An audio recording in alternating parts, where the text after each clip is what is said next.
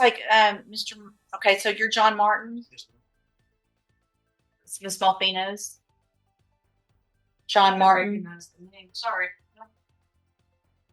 Says 25 DCCR 0583. Mr. Martin's charged with injury to a child, elderly, or disabled. It looks like I have a notation that he was going to need to go get a 10 print done at the jail.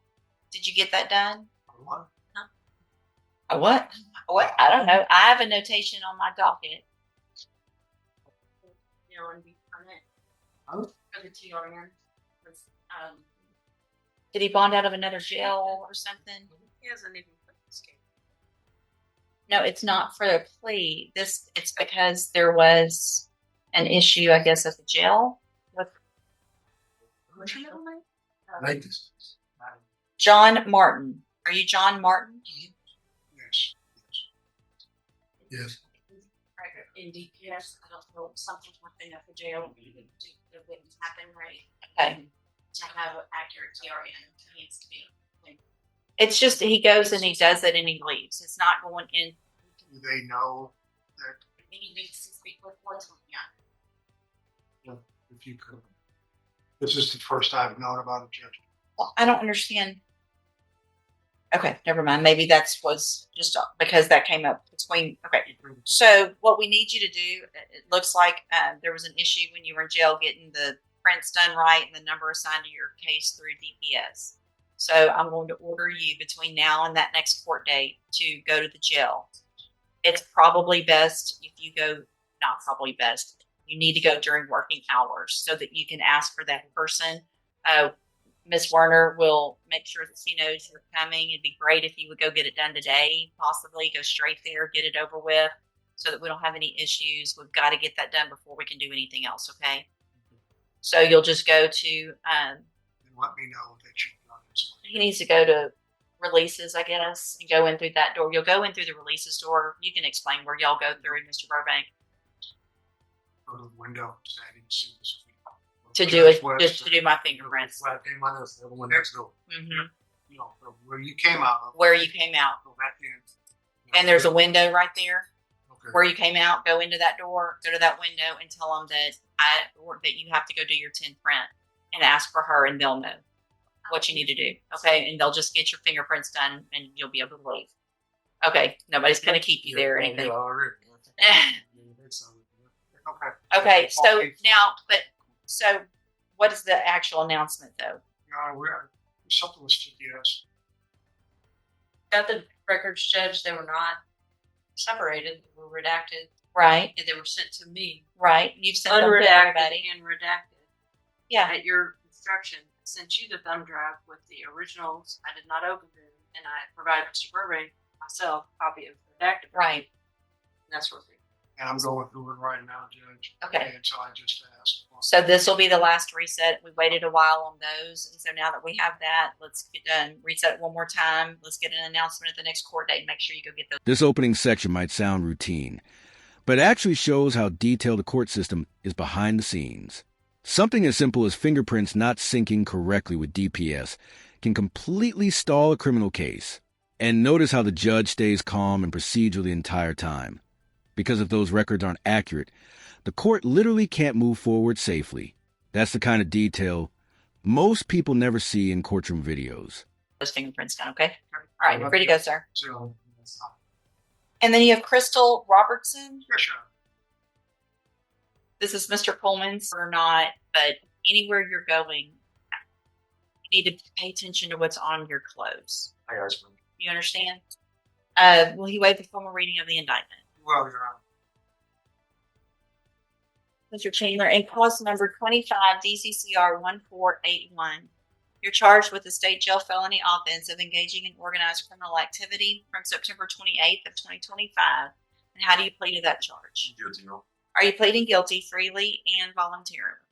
And are you pleading guilty because you did what they've charged you with? I have here on the tablet some documents that have your signature on them that the state's marked as exhibit number 1. Before you signed these, did you go over them with Mr. Burbank? Do you fully understand that? And do you understand, if I follow the agreement that you've made with the district attorney, that you'll be waiving or giving up any right to appeal?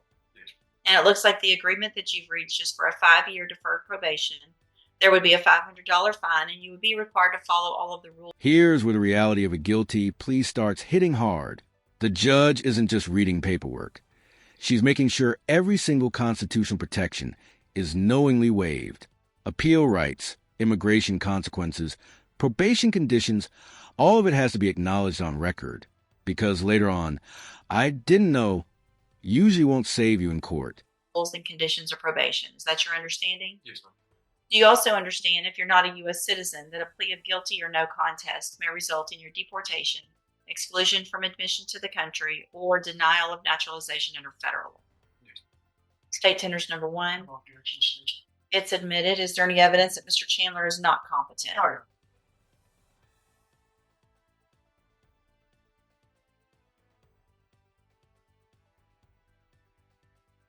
There's no prior criminal history, Your Honor. There's not. Not that I see. I was just trying to look at what the He and a group of friends were driving around shooting people. Paintball guns here.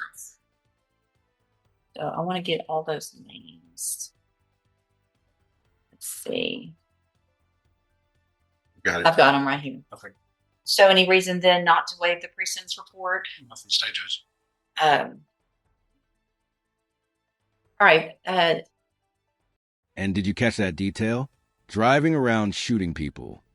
The courtroom tone stayed calm, but that statement completely changes the emotional weight of this hearing. Suddenly, this isn't just paperwork and signatures anymore. The judge is evaluating whether this defendant deserves a second chance or whether the public needs protection first. That balance is one of the hardest parts of criminal sentencing. Did I already tender? Did we already admit state tenders And number? this right here is the moment everything shifts. The judge isn't just accepting a guilty plea, she's basically handing him a crossroads. Deferred probation sounds merciful, but legally, it's a razor-thin safety net. One violation. One bad decision. And this deal completely flips into a felony conviction with prison time on the table. That's pressure in... State tenders number one. No objections. It's admitted. Is there any evidence that Mr. Chandler is not competent? No. All right, sir, I'm going to find that you entered your plea of guilty freely and voluntarily, find that you're mentally competent and understand the nature and the consequences of your plea. I'm going to waive the pre-sentence report, find sufficient evidence to find you guilty. However, I'm going to follow the agreement that you made with the district attorney. This is the moment that probably shocked most viewers. The judge specifically banning Snapchat, DMs, and all digital communication with those individuals. A lot of people think no contact only means face-to-face interaction, but legally it covers social media too.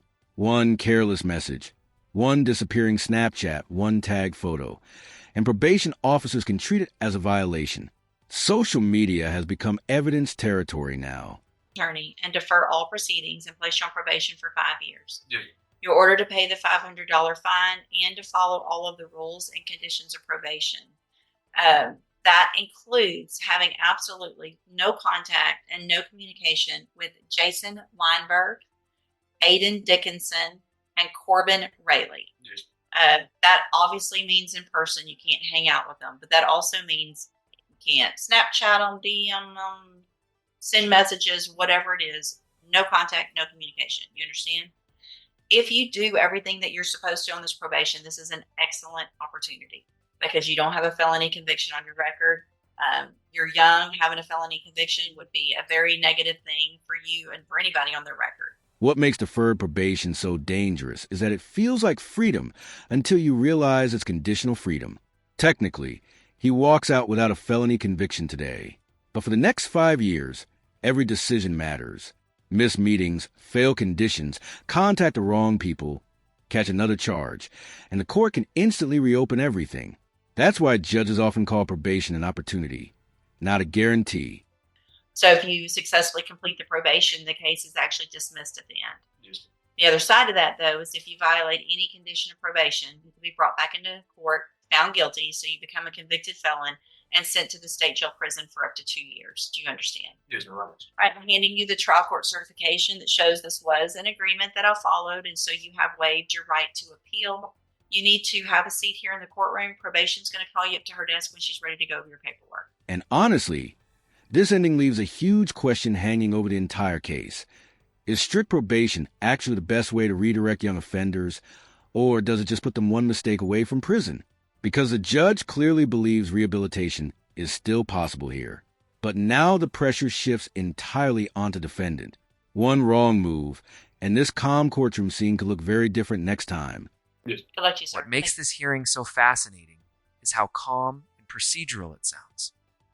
While the stakes are actually enormous, no dramatic outbursts, no TV-style courtroom chaos, just a young defendant being told his entire future depends on the next 5 years of his life. Honestly, that's what makes cases like this so intense. Do you think probation is a fair second chance here? Or should the punishment have been tougher considering the allegations?